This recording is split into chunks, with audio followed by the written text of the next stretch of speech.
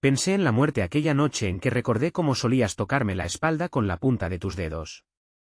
Tenías una forma de rozar mi piel que, según decías, era como iniciar un fuego pequeño y dejarlo arder lentamente.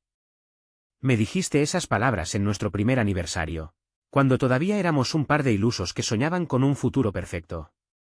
Jamás imaginé que acabaría evocando el tacto de tus manos mientras mi mente gritaba que algo en mí se moría, que esa parte que creía en tu amor simplemente agonizaba. Por mucho tiempo, tuve la costumbre de aferrarme a esa imagen de tus caricias suaves. Lo hacía para ahuyentar los presagios de desastre. No me daba cuenta de que, a veces, el silencio entre dos personas puede ser peor que cualquier grito. El silencio va royendo la confianza hasta dejarla en polvo. Y así fue. Una noche, al llegar a casa, no escuché el clic de tus tacones ni el ladrido de nuestra perra. En su lugar, hubo un rumor de complicidad asfixiante. Un aroma a sudor que no era el nuestro y un presentimiento que estalló como pólvora mojada, confirmando mis peores sospechas.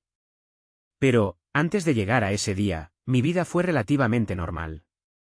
Tenía un trabajo como gerente de proyectos en una empresa de tecnología de la construcción, un ingreso decente y la satisfacción de creer que mi casa era un lugar seguro. Había reuniones de trabajo interminables, discusiones sobre contratos, preocupaciones por los plazos. Y, al final de cada jornada, un anhelo de llegar a mi hogar y verte sonreír, abrazar a nuestros hijos, acariciar el lomo de la perra. Ese era mi momento de paz, la razón por la que me había esforzado desde muy joven para lograr cierta estabilidad. Lo que no sabía es que, lentamente, tu atención se había desviado hacia otro hombre. No era la primera vez que me ausentaba de casa por negocios o porque el deber me llamaba. Pero aquella tarde, volví temprano. Para mi sorpresa, ni un alma asomó la cara cuando abrí la puerta. Normalmente, la perra corría a saludarme, moviendo la cola, ansiosa por atención. Ese día, ni sus pasos ni los tuyos resonaron. Lo primero que noté fue el aire enrarecido en la sala. Una ráfaga de perfume barato, mezcla de sudor y lubricante para metal. No era tu esencia, tan cuidada y floral, y definitivamente no era la mía. Por un instante, me quedé inmóvil en el pasillo, con el maletín en la mano. Hubo un silencio que me resultó irreal, como si el tiempo se hubiera detenido para darme oportunidad de ver lo que no quería ver. Di un paso y sentí las piernas pesadas. La prisa de llegar a casa se transformó en un cansancio sombrío. Y entonces apareciste desde la cocina, con los cabellos medio revueltos, tu respiración todavía alterada. Llevabas una blusa que nunca te había visto, medio desabotonada, dejando a la vista el sostén con encaje. Enseguida trataste de cerrar los botones, y fue ahí cuando supe, sin necesidad de explicaciones, que algo acababa de suceder. No dije nada. Entré y dejé el maletín a un lado, sobre la mesa de la sala, donde siempre sueles poner flores.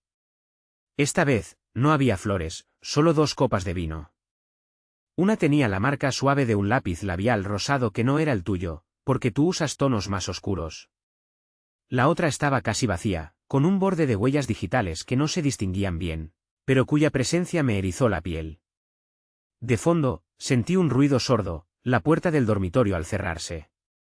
Me quedé ahí, contemplando los cristales, imaginando 1000 escenas que no necesitaban confirmación. Llegaste temprano. Dijiste con un tono que pretendía ser casual, pero que se quebraba en cada palabra.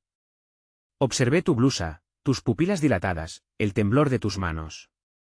Si hubiera sido otro tiempo, me habrías recibido con un beso, con una sonrisa. Esa frialdad tuya era la mayor confesión. Luego te acercaste, poniendo tu mano sobre mi brazo. ¿Te fue bien en el trabajo?, agregaste casi sin aire. Aún no termino el día, respondí, conteniendo las ganas de derrumbarme o explotarte en la cara. Quise creer que tenía que guardar la compostura por nuestros hijos, pero ninguno de los dos estaba en casa. Sentí cómo, en mi propia morada, me convertía en un extraño. No supe qué hacer con las emociones que me golpeaban la garganta, ni cómo ahogar el dolor que se colaba por cada rincón. Tantos años cuidándote, procurando que no te faltara nada, creando un hogar para los niños, y tú, jadeando con otro. Caminé hacia el pasillo, topándome con ese espejo donde tantas veces me miré el traje antes de salir a una reunión. Me vi como un hombre al borde del colapso, pero apreté los puños y seguí hasta el dormitorio. Encontré la cama deshecha, las sábanas arrugadas en medio, una toalla húmeda sobre la alfombra. Todo olía a traición. Me di la vuelta y salí. Abrí la puerta principal y bajé las escaleras sin pronunciar palabra. En el descansillo, el vecino de al lado alzó una ceja. Siempre ha sido un tipo metiche, y supongo que ese día no quiso perder la oportunidad de sembrar su veneno. ¿Eres tú, el que paga la renta, pero ella duerme con otro? Lanzó en un murmullo burlón. De haber sido en otro momento, quizá lo hubiera mandado al diablo, o le habría soltado un puñetazo. Pero apenas lo miré con distancia, como si sus palabras hubieran rebotado en un muro invisible que estaba levantando a toda prisa. No contesté. Solo volví a subir. Entré de nuevo en el departamento, ignorando que tal vez aún estuviera ese hombre escondido. Fui directo a la cocina y me serví un vaso de agua. Me temblaban las manos y el contenido se derramó sobre la barra. Me sequé con el dorso y dejé el vaso a un lado. Sentía la garganta árida, el aire denso que costaba respirar. Entonces, fui al cuarto de los niños. Allí todo se veía tan inocente, sus juguetes, sus dibujos pegados en la pared. Como un recordatorio de la vida que se suponía era nuestra. Era como asomarse a un mundo que, de pronto, no parecía real.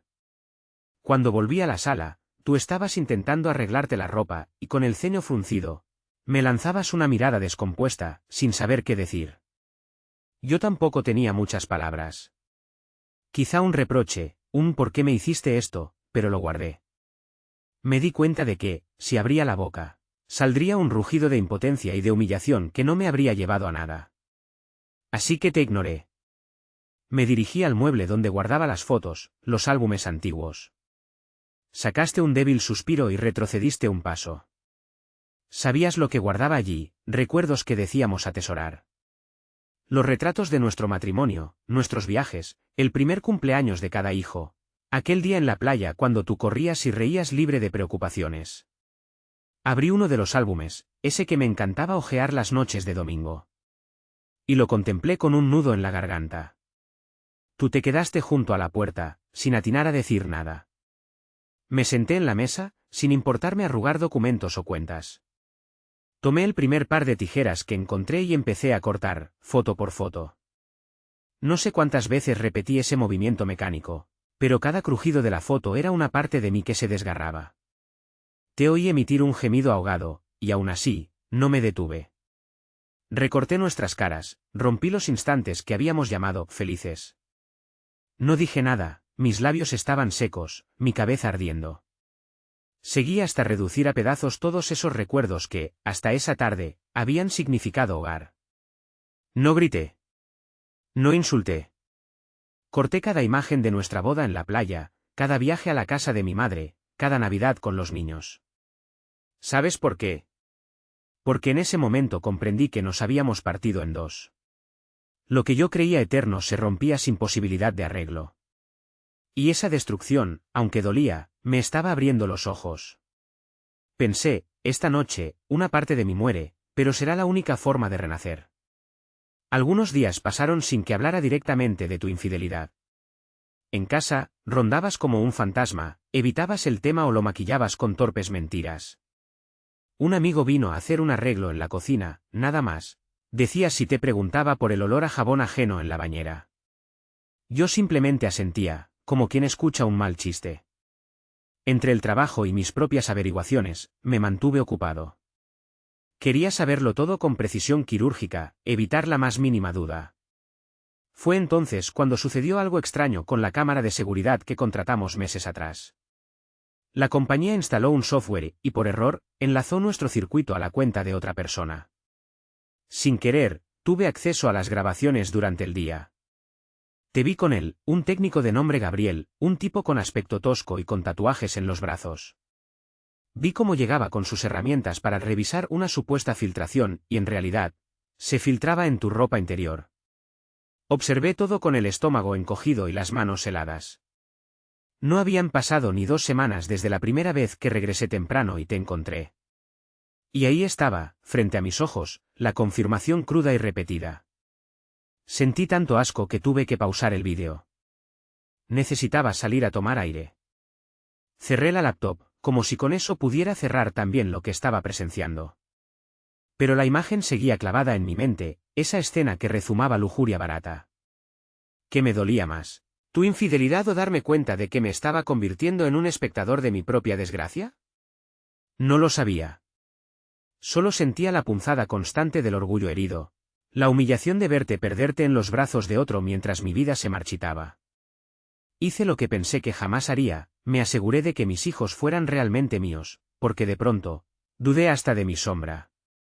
El test de paternidad llegó rápido. Costó dinero y un pedazo más de mi cordura. Cuando vi el resultado, un alivio agridulce se instaló en mi pecho. Eran míos, sí, pero esa certeza no mitigaba la rabia que me consumía. Te miré dormir una noche, mientras ellos descansaban en sus camas. Quise gritarte, sacudirte, obligarte a confesar por qué me habías traicionado así. Pero me contuve. Noté algo triste en tu respiración, como si no fueras capaz de dormir en paz. Era una señal de que, tal vez, quedaba un rastro de culpa en tu corazón. Sin embargo, eso ya no importaba. Algo en mí se había secado, como un árbol sin savia. La perra empezó a esquivarme, como si intuyera mi rabia. O quizá ya no le gustaba el ambiente denso que se respiraba en la casa. Tampoco ponías música en la cocina, algo que solías hacer cuando te sentías feliz. Toda la atmósfera se tornó fúnebre, como si estuviéramos viviendo un velorio, y el cadáver era nuestro matrimonio. Había decidido no armar un escándalo, no rebajarme a los gritos. Preferí planear mi siguiente paso con frialdad. Pensé en mi padre, en su viejo reloj que llevo desde que falleció. Él me enseñó que la venganza no sirve si se hace con rabia ciega. El verdadero triunfo es seguir adelante sin tener que levantar la voz, me dijo una vez. Así que, obedeciendo esa memoria, me senté en silencio, noche tras noche, revisando papeles, buscando la manera de no quedarme con nada pendiente. Preparé la documentación para una separación legal, con un nuevo abogado que encontré gracias a un contacto en la empresa. Abrí una cuenta bancaria aparte. Cambié mis contraseñas. Te observaba de reojo mientras tú ibas y venías con el teléfono, tal vez hablando con él, o planeando esa escapada en pareja que, de acuerdo a la cámara, estaban organizando. Recordé la frase que me dijiste en nuestro segundo aniversario, contigo, siento que podría envejecer sin miedo. Me la repetiste cuando fuimos a Cancún y vimos el amanecer en la playa. Eres tan buena con las palabras cuando quieres encantar.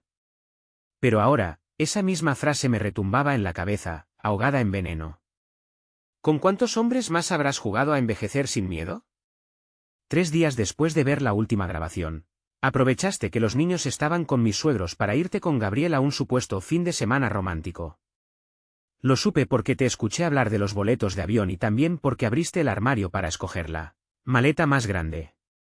Te vi hacerlo con la ligereza de quien no tiene nada que perder. No dijiste adiós ni dejaste una nota. Simplemente, te marchaste. Ese mismo día, llamé a 2 camiones de mudanza. Uno lo llené con todas tus cosas, ropa, zapatos, joyas, hasta la última sortija que guardabas en el cajón. El otro lo usé para llevarme mis pertenencias más indispensables, las que no me recordaban a ti. Ropa, documentos, mi vieja colección de discos, algunos libros que amaba. El resto de cosas, incluidas las que habíamos comprado en común, se quedaron en la casa, esperando que tú volvieras para chocarte con la realidad.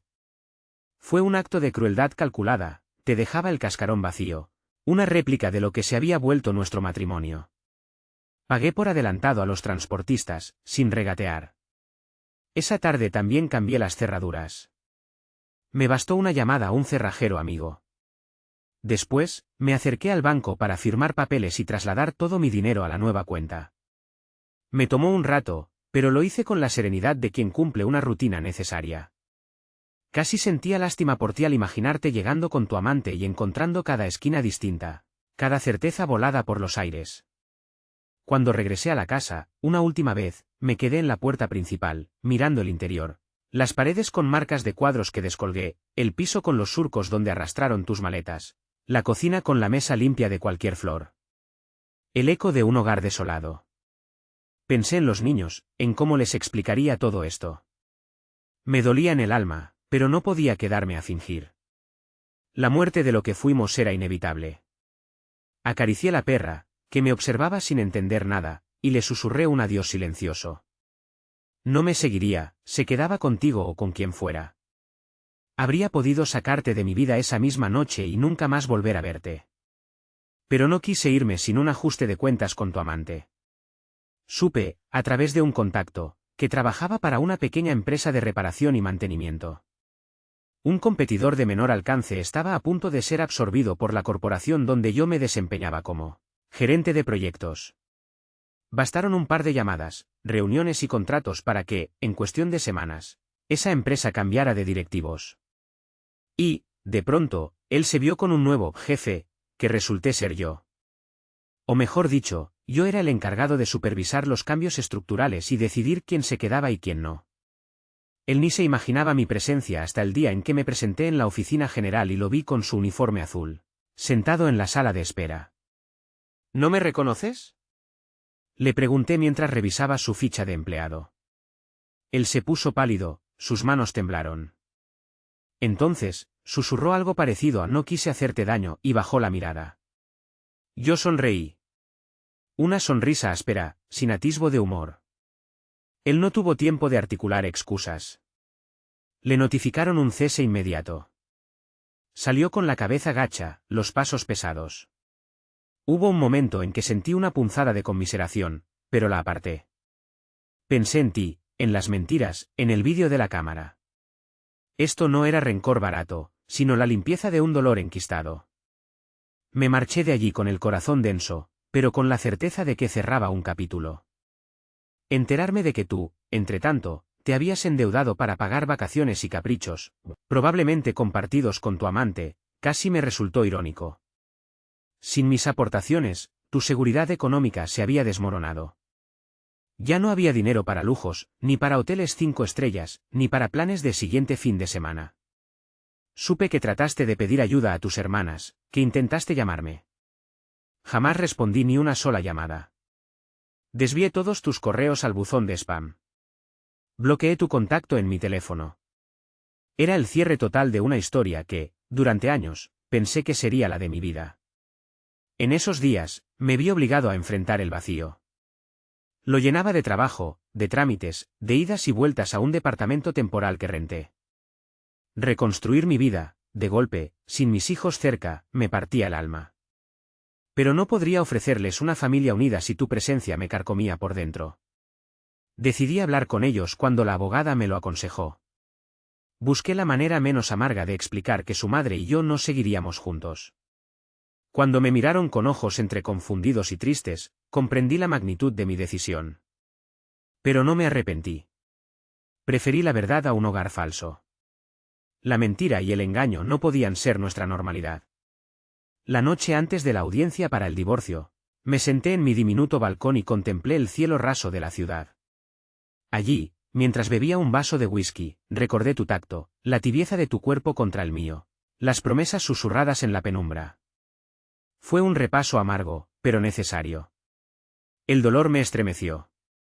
Como quien arranca una costra de la herida, volví a sangrar por dentro. Sin embargo, al final, sentí algo de ligereza. Ese fuego de venganza y humillación se había consumido, y en su lugar quedaba una frialdad seca, casi neutral. Pensé, la venganza no me devolverá lo perdido, pero me liberó del peso de no hacer nada. Era cierto. No me sentía feliz, ni orgulloso. Me sentía vacío, pero, de algún modo, en paz. Al día siguiente, en la corte, me mantuve impasible. Firmamos los papeles, ignoramos las miradas curiosas de los presentes, evitamos el contacto. Tu rostro se veía cansado, con ojeras.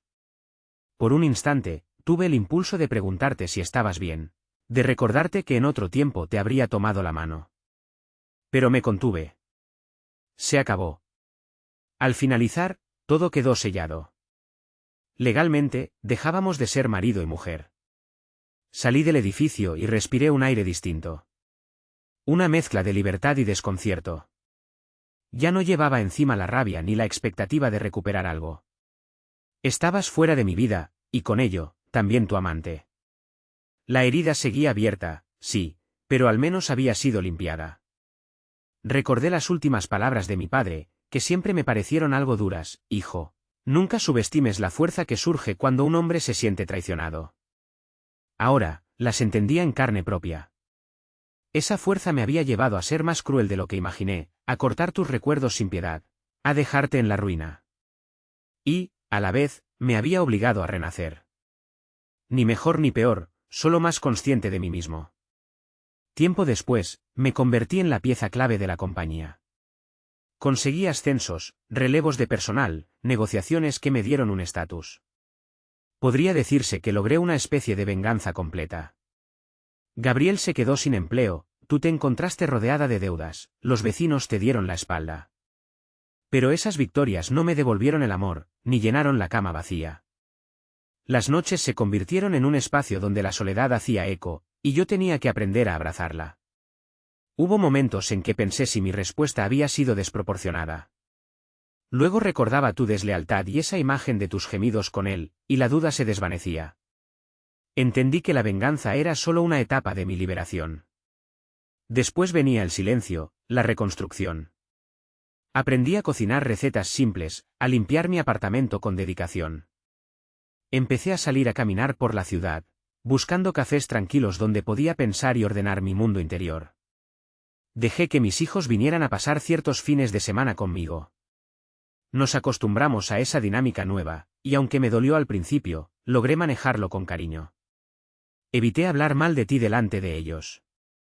No necesitaban más resentimiento, sino una figura paterna estable que les demostrara que el amor a los hijos no se traiciona.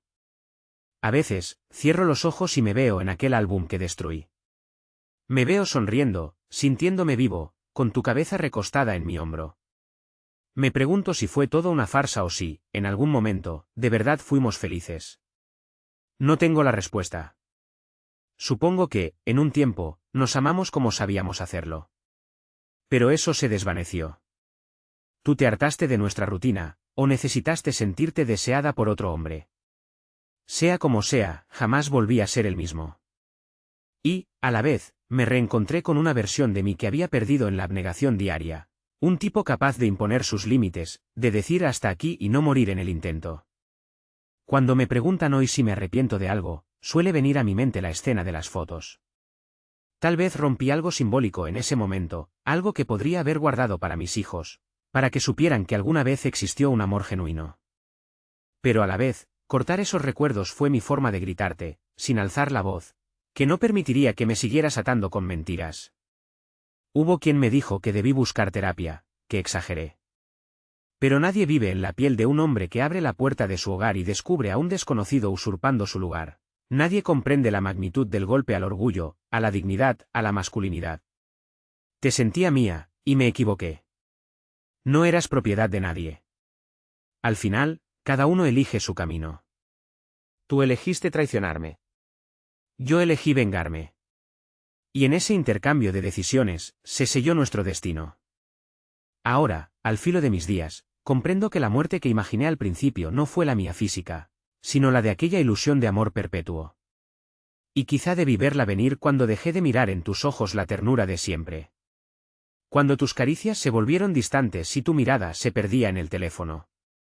Pudo haber sido distinto, pero los dos fuimos negligentes.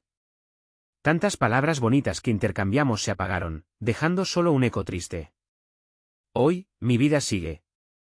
Me levanto sin sobresaltos, dirijo proyectos, viajo, paso fines de semana con mis hijos. Duermo en paz, sabiendo que en mi habitación no hay un engaño escondido, esperando a explotar en mi cara. Estoy más frío, sí, pero también más firme. En esos momentos de introspección, no ansío tu regreso, no extraño tus besos. Lo que me queda de ti es un viejo suspiro, un aprendizaje duro y un vacío que supe llenar con mi propia fuerza. Al final, la venganza no fue la meta, sino el camino que tuve que tomar para liberarme de ti. Éramos dos desconocidos que se enamoraron de un espejismo. Y cuando el espejismo se rompió, la herida fue inevitable. Pero sobreviví. Sobreviví a tu mentira, a la vergüenza, al orgullo destrozado, a la soledad posterior. Y, con el tiempo, volví a recordar cómo era sentirme vivo antes de conocerte. Esa versión de mí, la que tú solías acariciar con dedos suaves y prometías amar hasta el final, encontró un modo de renacer. Ahora siento que soy más yo que nunca, precisamente porque dejé morir al que se engañaba a sí mismo. Fui yo quien abrió la puerta a la muerte simbólica de nuestra historia, pero también fui yo quien salió por esa misma puerta hacia algo nuevo. Así que, sí, pensé en la muerte cuando recordé tus caricias. Y ahora sé que, cuando algo se muere, da paso a otra cosa. Ojalá que, donde sea que estés, hayas aprendido algo. Ojalá comprendas que el amor no se mancha sin consecuencias. Yo, en mi soledad, aprendí a quererme lo suficiente para no permitir que me humillen de nuevo. Y aunque, a veces, todavía sueño con tu voz llamándome para cenar, me despierto tranquilo, con el corazón sosegado. Miro el reloj que fue de mi padre, respiro hondo y me digo, sigue adelante. Porque así es la vida. Uno cae, uno sufre, y si no se rinde, uno se levanta para empezar de nuevo. Ni la muerte de un amor ni la herida del engaño pueden contra eso. Hoy lo sé, y me basta.